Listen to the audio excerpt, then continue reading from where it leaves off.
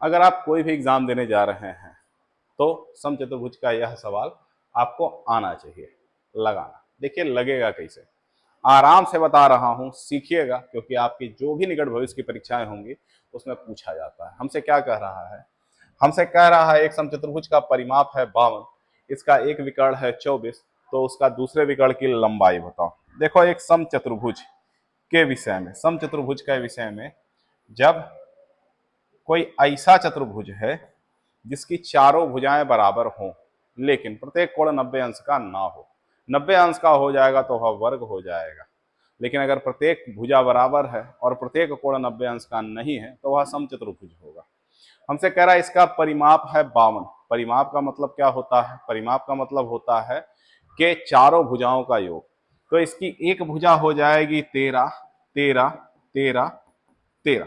कह रहा है इसका एक विकर्ण है 24। चलो इसका एक विकर्ण है 24, हमने इसको मिला दिया तो ये कितना हो गया 24। तो हमसे कह रहा दूसरा विकर्ण क्या होगा, यानी कि हमें यह निकालना है यह विकर्ण कितना होगा। सवाल लगाने के लिए नियम हमें मालूम होना चाहिए कि समचतुर्भुज के विकर्ण एक दूसरे को आधा करते हैं, यानी यह इसके बराबर होगा और यह इसके बराबर होगा। समचतुर्भुज के विकर्ण एक दूसरे को बराबरी पर काटते हैं, आधा पे काटते हैं, आधा आधा हो गया। तो अगर यह 24 था तो यह कितना हो जाएगा, 12 हो जाएगा। यह कितना हो जाएगा, यह भी 12 हो जाएगा। अब एक नियम और आपको याद रखना है कि समचतुर्भुज के विकर्ण एक दूसरे को काटने पर 90 अंश का कोण बनाते हैं, तो यह 90 हो गया।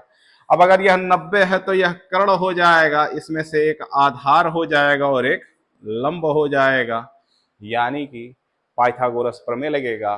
क्या होता है पाइथागोरस प्रमेय, आधार का वर्ग धन लंब का वर्ग बराबर विकर्ण पड़ का बना वर्ग, विकर्ण का वर्ग।